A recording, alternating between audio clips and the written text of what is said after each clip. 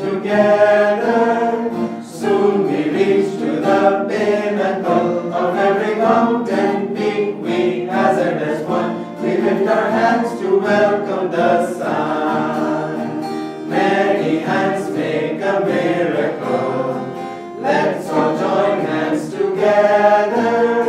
Life on earth is so wonderful. When people laugh and dance and struggle as friends, then all their dreams achieve their ends.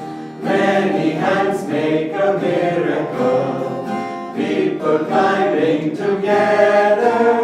Soon we reach to the pinnacle of every mountain peak. We hazard as one. We lift our hands to welcome the sun. We lift our hands to welcome the sun. So nice to see your smiling faces. This week, I'm going to read from the Bhagavad Gita. This is actually not from Essence of Self-Realization. It's called Rays of the Same Light, which is a longer extended version of the Rays of the One Light, which we have in the other room.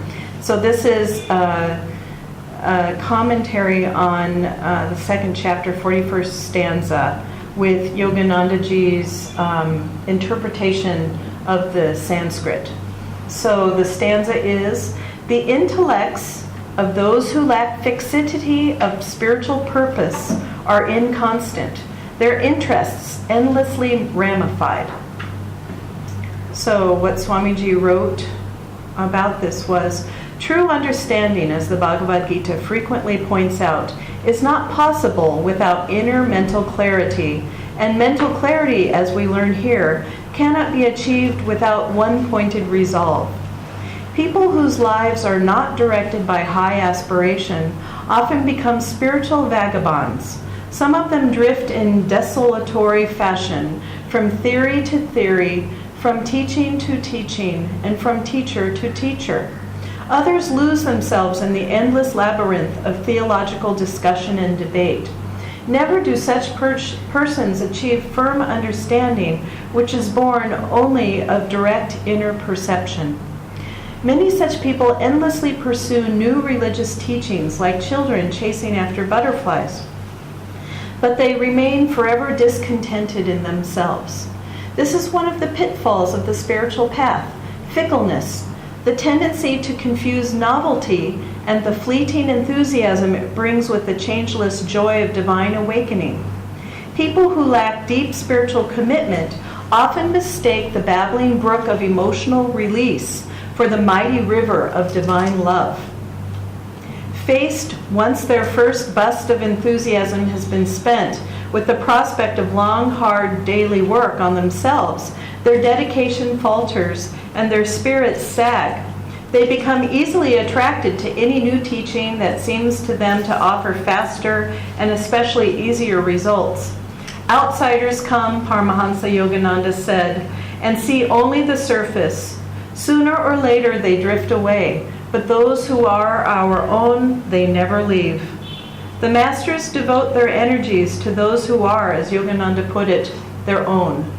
Those, in other words, who know deeply in their hearts that it is God alone they want.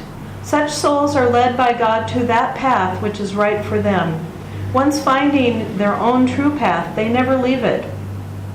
There was a time in the life of Jesus when, as we read in the 6th chapter of the Gospel, many of his disciples went back and walked no more with him. To those who were close to him, Jesus said, "Will you also go away?" And Simon Peter answered, "Lord, to whom shall we go?" There is a second kind of spiritual drifter, not the one who wanders endlessly from teaching to teaching, but one rather whose thoughts drift endlessly from doubt to spiritual doubt, or from one intellectual explanation of Scripture to another. Such a person may think to find in endless ramifications of subtle definitions some final insight into reality. The truth, however, constantly eludes him. Endlessly thinking, endlessly quoting, endlessly debating the fine points of Scripture, such mental vagrancy is for pedestrian minds. Sri Krishna, here in the Bhagavad Gita, urges us to fix our mind in one-pointed aspiration on the Lord. Only thus will our discrimination, like an arrow sped from a bow, fly straight into the heart of infinity. And thus, through the Bhagavad Gita, God has spoken to mankind. Wow, this reading really carries a punch. It says, get to business. And so it's like, whoa, is he talking about me?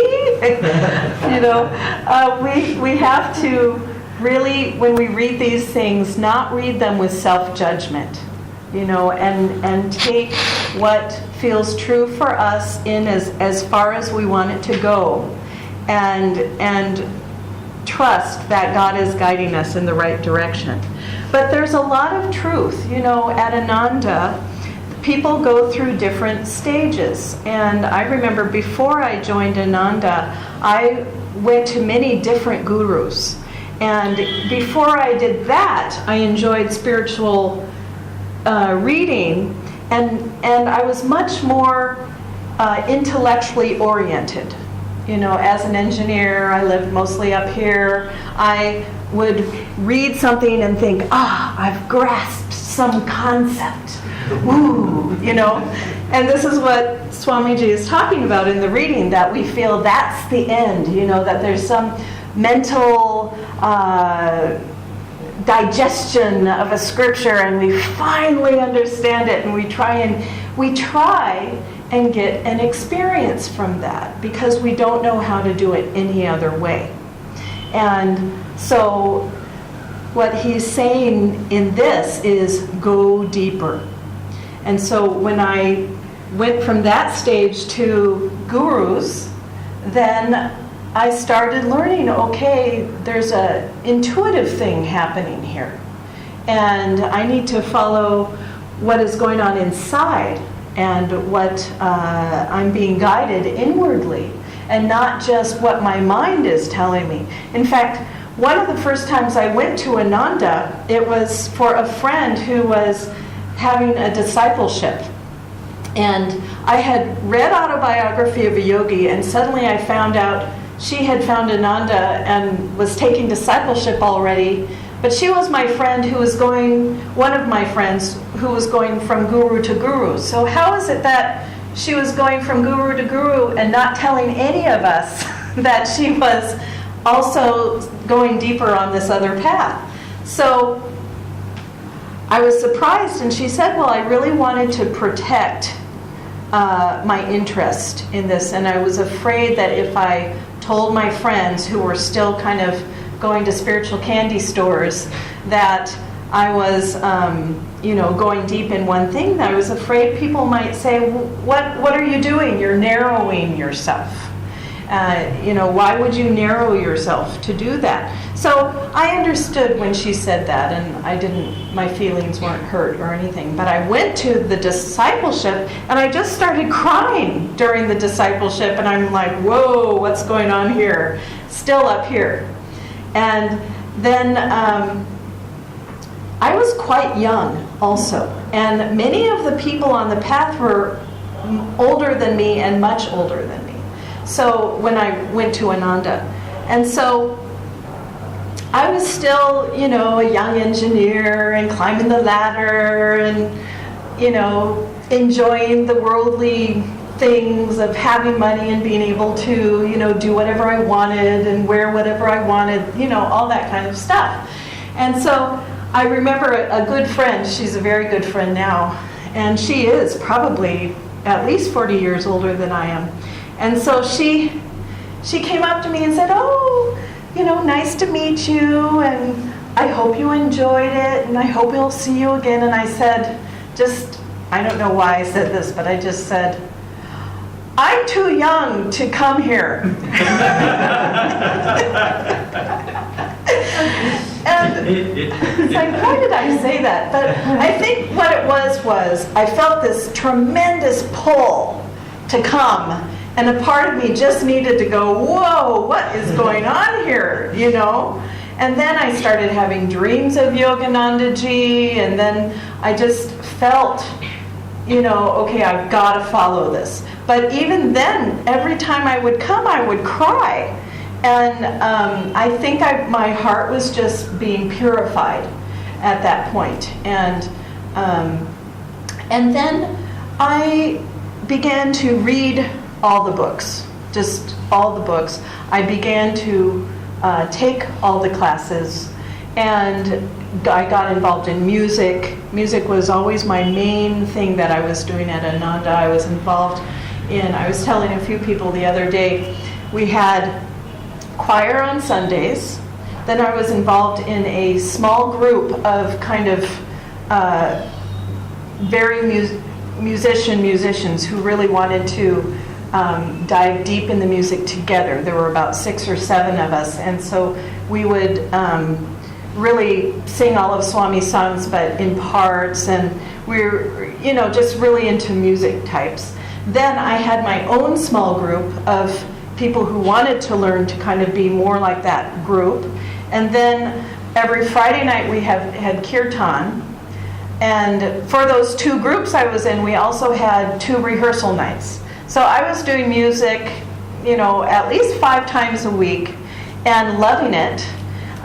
Reading the books, doing just everything. And here I was, an engineer, going to Ananda. People at work were noticing something was different about me. There were a few born-again Christians, and I've always enjoyed talking to anyone who loves God. So even born-again Christians really love God, as long as you don't talk about scripture or judgmental things or whatever it is.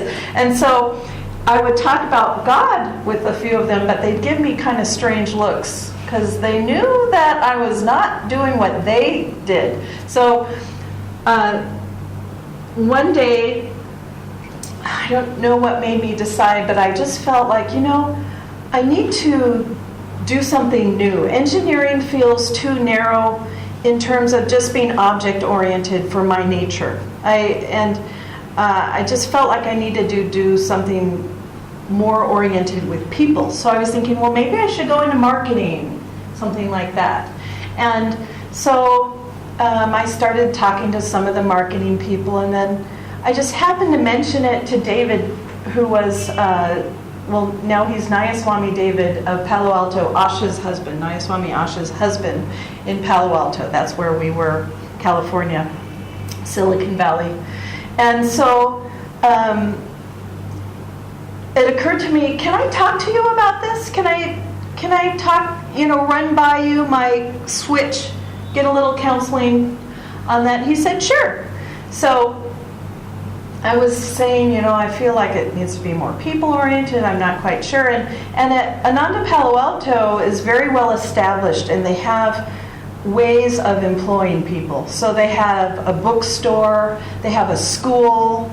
The Sangha itself had an office of about 5 of us who worked for the office. So it was well established. People were coming, they were tithing. It was a established place. So he just in the middle of my talk said, would you like to come and work for East West Bookshop? And that was our bookstore at the time. And I said, I don't know. I need to talk to others who do that. Because I was in my mind, and that created a little fear. Because again, I was always kind of fighting against this, I want to be 1,000% in, and also this, like, what is that, feeling? What is going on here? I didn't understand it. And I didn't have the level of intuition to really understand it, to just go with it. And it's not bad. I mean, we never want to push ourselves farther than we feel comfortable. If you do that and you go 1,000% in, then the mind can work on you later and make you, we call it the boing back theory. So it can make you go, what was I doing? And then leave the path, So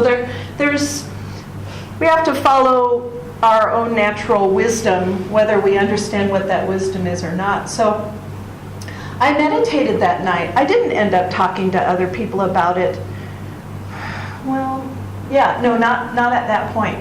And the next day I went to work, and again I meditated on it, and I just felt all this bliss around it. And I thought, okay. By then, I did have some intuition, and that level of what I experienced, I knew was a real experience. And I knew it was telling me, you have to quit and do this. And I had been meditating for a while, and my values were changing. I was not feeling as though my main purpose anymore was to just make a lot of money, be able to buy a car, then be able to buy a house, the traditional way. Instead, I was simplifying my life. And so I had moved in actually before David recommended that I work there, because they have a community that's on about 5 acres of land, and it's a apartment community, meaning everybody has their own apartment, and then there's a community room that has a big kitchen, and so people take turns sometimes cooking dinners, and everybody will eat together at times. It's not required, but it was just a nice thing people did. And then there's also a community temple, and people would do their morning sadhanas there together, and sometimes meet for healing prayers, that type of thing. So anyway, I had been living there just a few months before David asked me about that. And so then I knew it was time, and I took the leap. I just felt like I have to take the leap. And so I did. But I also found over time, after quitting, after doing the things that were important for me, that I wanted to go deeper on this path. And I found that over time, I only wanted to listen to the music that Swami and Master did. I only wanted to read books that Swami and Master had done, plus books from other saints that were similar to our path. And if an outsider were to look at my life, especially now, they would say, "You're so narrow." And in fact, we had a very good friend. She was a fellow teacher of Dharmarajan. And she was a bit more eclectic. She lived in the community, but she felt like she was very intellectual, brilliant. Actually, the best teacher I have ever met in my life. She could walk into a room, and all the kids became like little magnets. Just by her presence. And she taught me a lot, because I taught for the school for a while, and Dharmarajan taught for 7 years there. And so it was just amazing to see this person walk in, and all the little kids are like, "Hello!" And she knew exactly how to say everything to a child in the perfect way that made them understand, feel respected, and yet learn a lesson about behavior.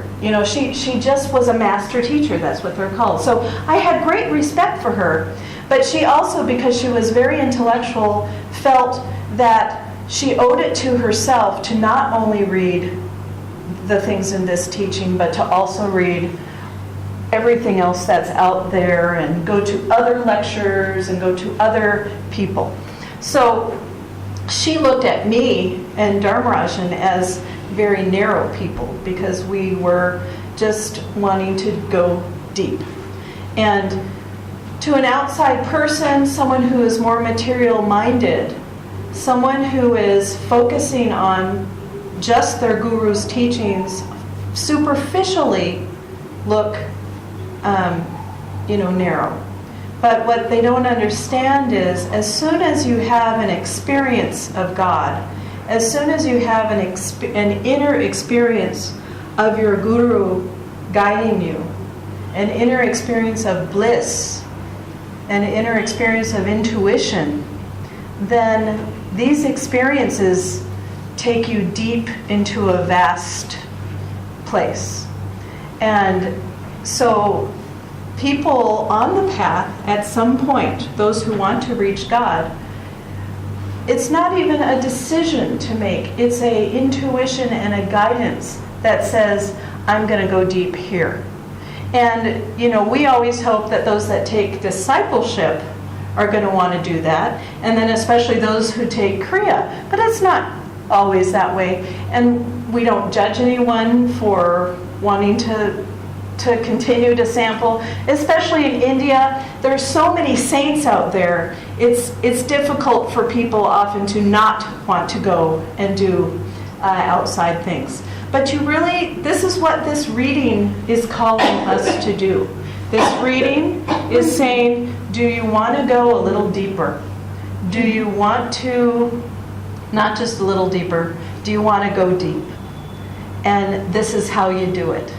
And so again, we have to work with ourselves, because even over the years, that I was at Ananda and I would do that, I would go through phases of, I feel like listening to the Beatles. For me, when I was much younger, I really liked the Beatles and, pop music, that kind of stuff. And so I would go through a phase where I'm going to listen to my Beatles. I'm going to rebel. I've been doing this, and I'm going to just rebel. I'm going to listen to my Beatles. And, or, I don't know, read about some psychological thing that, because I worked at East West Bookshop, so I had all these other books, read about psychic phenomena, read about UFOs, all these things are fun. And nothing's wrong with that. It's really not. But we have to ask ourselves with each activity, without being rigid, if I'm interested in UFOs and then suddenly I own every UFO book that's out there, then we might want to think about maybe that's a diversion. Or, if I'm really interested in psychic phenomenon and suddenly, I'm looking on YouTube for all the psychic experiences, and then these are diversions. But again, we have to be gentle with ourselves, okay? We have to always judge, not negatively judge, but discern where we are with that process. And then, for me, I grew up loving classical music. That was always my love. And now the only classical, I can listen to Beethoven for a while. I can listen to Mozart longer. But after a while, I get too agitated by the rajasicness of the music. Even when Debussy, these musics that are very, very beautiful. But there is a rajasic level because of the consciousness behind it. You see, when we are reading a book, listening to music, whatever we're doing, we're also soaking in the consciousness of the composer. And even Brahms, these composers, Mozart, they were channeling God. But they were channeling, if you read anything about Mozart's life, he was no saint. So even though he was channeling God, there's still Mozart's consciousness attached to his music. I'm not being judgmental about Mozart. I love Mozart. But again, if I read it or listen to it for too long, I can feel some of my peace getting a little disturbed. Swamiji said that peace was his bottom line. That meant, very often he would invite us over to his house when we lived in Gurgaon to watch movies in the evening periodically. And so a group of us would go and watch movies that he liked. And, one of the movies was Alfred Hitchcock's Strangers The Lady Vanishes. So he liked some comedy. He liked definitely the spiritual movies. But he did not like romantic movies, just because they just seem so trivial. and so when we were with him, if there was a new movie someone suggested, he would be very quick after the movie had gone on whether he was interested in that movie or not anymore, because of the effect it could have on the consciousness. Now, if you approach what I'm saying from an intellectual point of view, without the feeling aspect, then you can get hypercritical of yourself. And this is where really the point of my talk is we must develop and work on our intuition on a deeper and deeper level. It's not about I'm going to only listen to this music, I'm only going to read this. It's about intuition. The intuition says, now I'm going to listen. This is what I'm going to read. The intuition starts reading something and feels whether there's still a peaceful feeling inside. The intuition listens and says, oops, I'm feeling a little agitated after that. And so it's not about a rule. It's not about an outer, you must do this, point A, point B, point C to be a good devotee. It's more about, let's go deeper by developing our intuition much more deeply.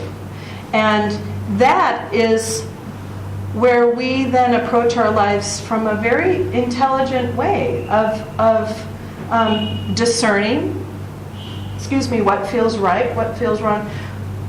I was watching a movie the other night, and I could just feel in the back of my mind an agitation. And the longer I started watching it, the more I just said, okay, I'll have to stop. It was an interesting movie, but no, I don't want my mind to go there. And movies are especially powerful. They have music, first of all, and so then after the movie, you're listening to the music still.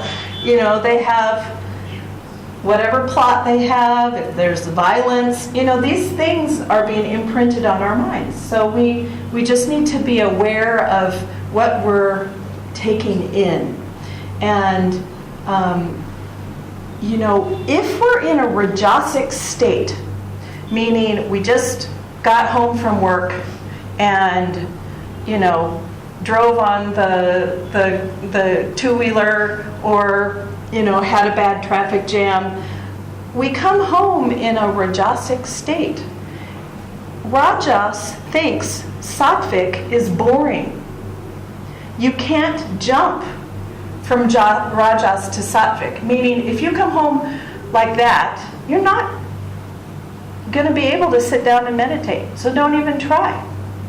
You need to do the transition between Rajas and Sattvic. And so to understand this is very important, because so many people will say, I feel so guilty because I couldn't meditate very well the other day. And it's like, well, what were you doing before you meditated? Well, I was shopping, and then I did this, and then I did that, and then I sat down. And, okay, I'm meditating now. And it's just, so if we can understand the process a little bit better, we need to then do something to get us to that sattvic state so we're even interested in meditating. And so, or if we're even interested in listening to Swami music, or if we're interested in reading Swami or master books, those are sattvic things to do. And it doesn't mean we're able to always live in the sattvic. Swamiji did. He was always in the sattvic state, but he had great realization and had put his energy in that direction to do that. But he came into this life also that way.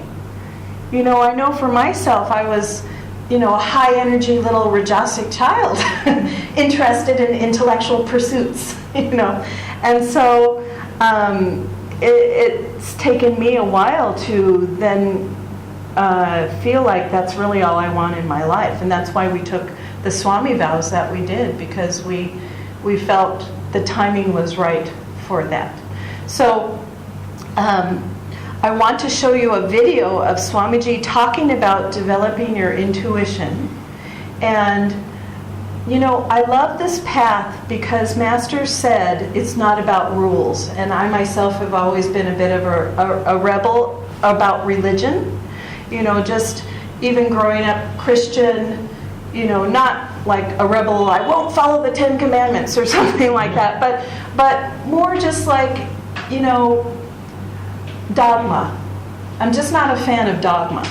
And so it's dogmatic to say you must only listen to Swami and Master. That's what we do at Ananda. You have to do that. It's you'll meet newer people who will behave that way. A new person often is the most dogmatic in a religion compared to the people that have been on the path longer, because the whole path, how to do it, everything, the inner experience is not as strong, and so they only have their intellect to kind of keep them going.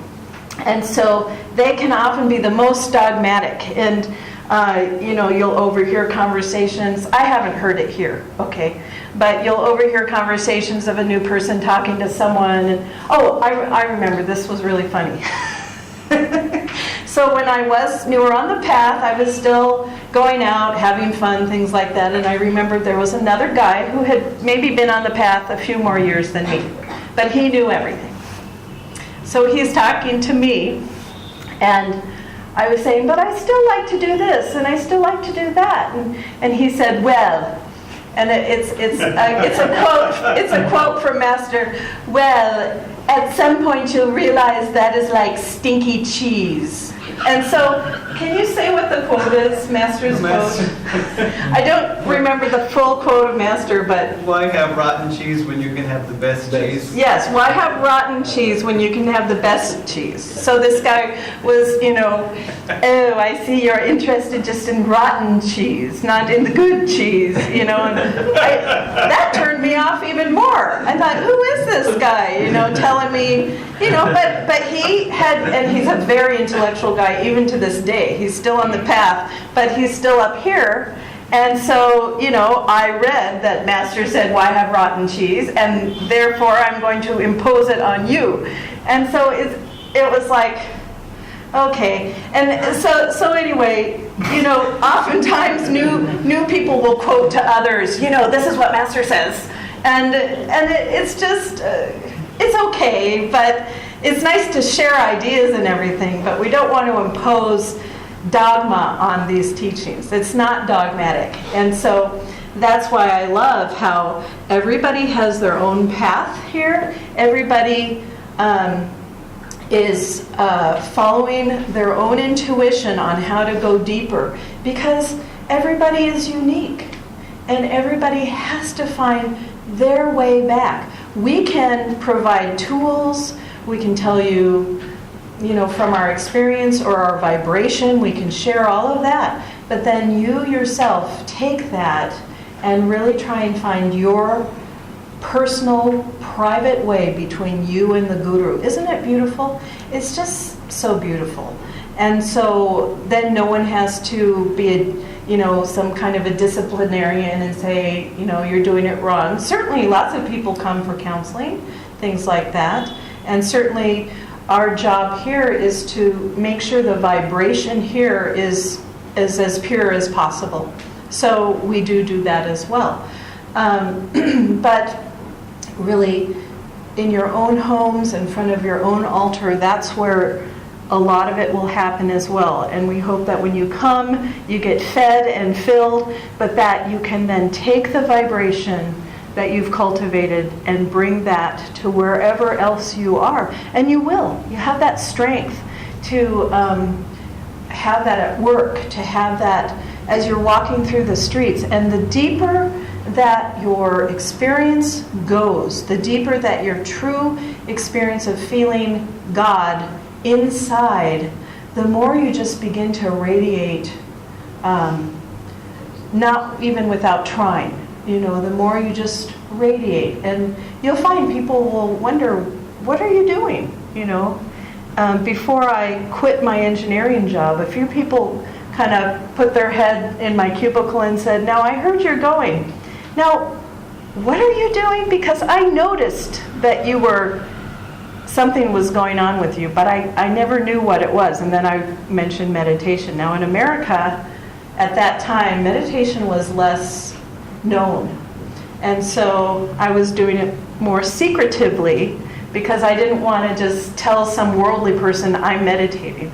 We have a friend here who comes here, and one of her relatives, every time he can, tries to do a cut about spirituality.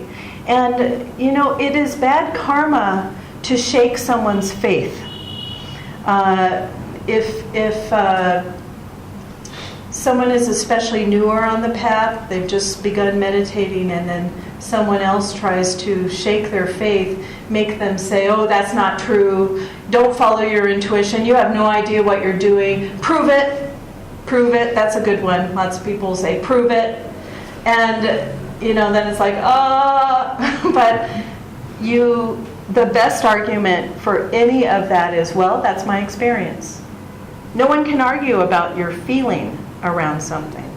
They can say you're crazy, but who cares? So we can just say, well, that's my experience. And that we don't have to engage, debate, anything like that. So anyway, we've got a nice video of Swamiji talking about developing intuition, and let's watch that. Your body is like a broadcasting station and a receiving set both.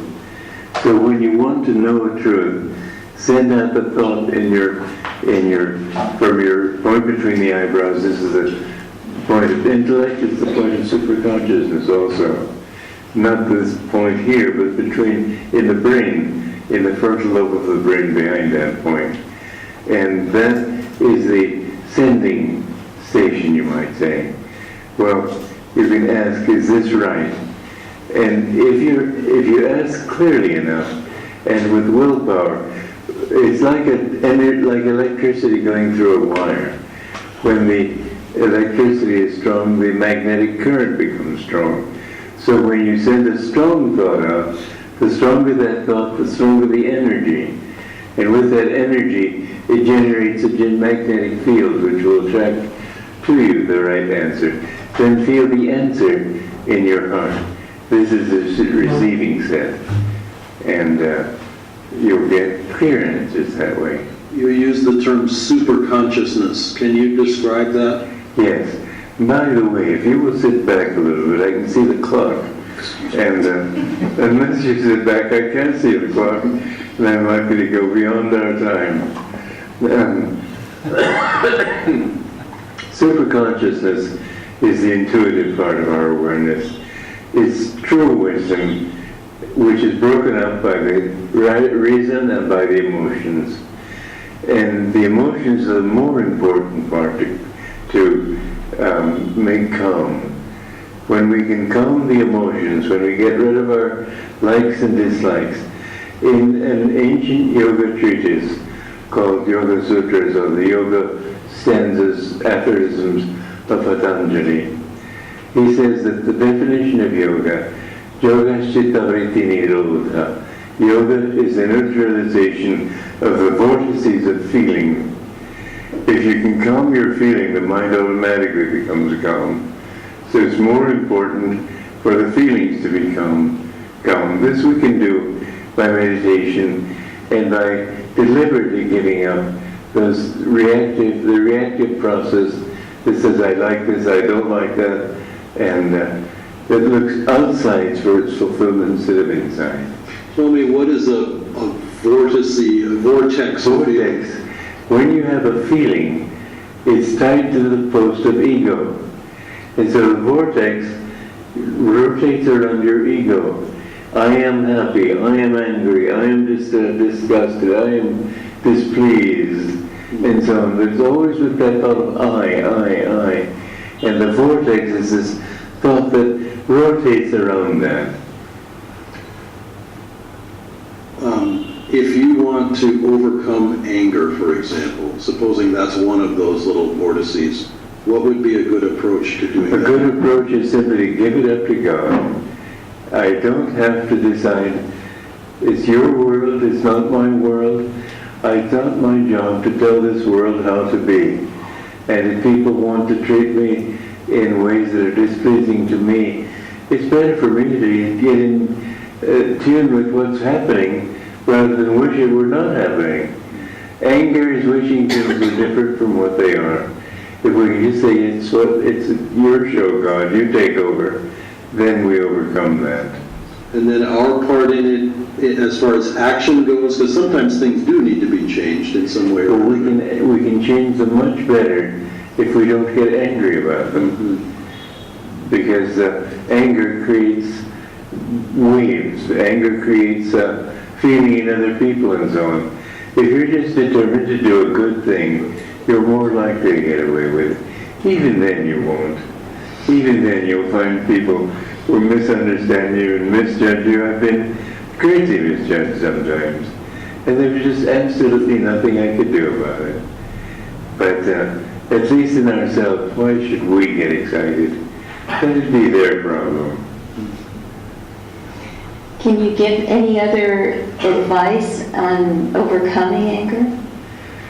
Well, I think to feel kind toward people is a very important thing. And I think one way to feel kind toward everybody is to realize that everybody in the world is seeking the same thing you are. It's not as if everybody was looking for a particular face and only one person could have it. It's something that everybody can have. Everybody is wanting happiness. And happiness is just a lower octave, you might say, defined by ego, of bliss, which is defined by God, or is an aspect of God. And so, if you understand that really speaking, the worst mafioso, really what he wants is bliss. Why does everybody want bliss? Because this whole universe is God's dream, and His nature is bliss. Ever existing, ever conscious, ever new bliss. So we are made from bliss. And it's our nature, it's the nature of all creation to want to find that bliss. First of all, they think of it in lower terms, lower octaves, as I put it, of happiness. But then it goes down deeper than that. So people feel that they will find happiness by revenge.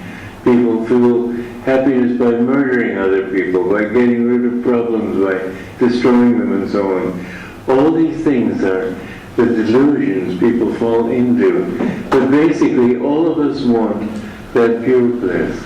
And if you understand that this is all that people want, they just don't know yet. And so they make one mistake after another. It's sort of like a story in the Second World War of soldiers at a boot camp.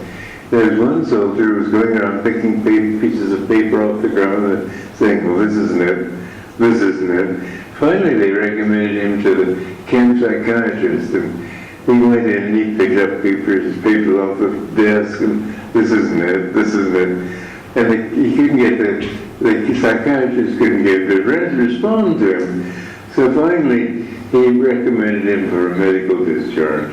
And when the guy got that medical discharge, he said, this is it, and he ran out after it. And so we have to realize that in the many, many lifetimes that people live, and we do live many lives, and all you've got to do is look at any crowd and see the vast variety that comes there. You don't develop those from your genes. It's all your past incarnations of experience that have made you assume the face and expression that you have today. And anyway, all those lifetimes, we're always picking up pieces of paper saying, this isn't it, this isn't it. Revenge didn't do it, murder didn't do it, anger didn't do it. Finally we reach a point of realizing that there's only one thing that works, and that's God. That's what I had reached when I took that long walk. You mentioned that it was in Charleston. Swami, you mentioned meditation as a way to develop intuition. Can you describe what that is? Meditation is, well, I would put it this way. Prayer is talking to God. Meditation is listening for His answer.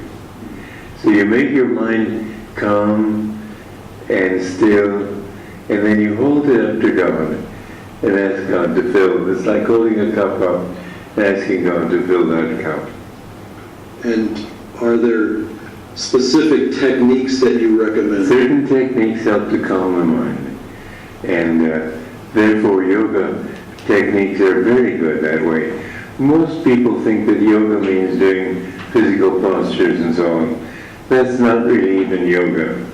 It's called that, it's known as that, but it's taken from one of the stages of, or the angas of Patanjali's Eightfold Path. One of the folds of that path, and that is the fold of asana, or steadfastness.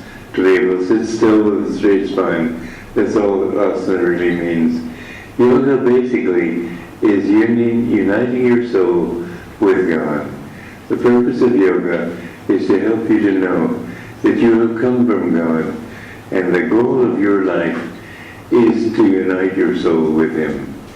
The beautiful thing about that is that when you've lost your ego in Him, you have not lost self-consciousness, nor have you lost your own unique individuality, because that is something that will always be there, at least as a memory.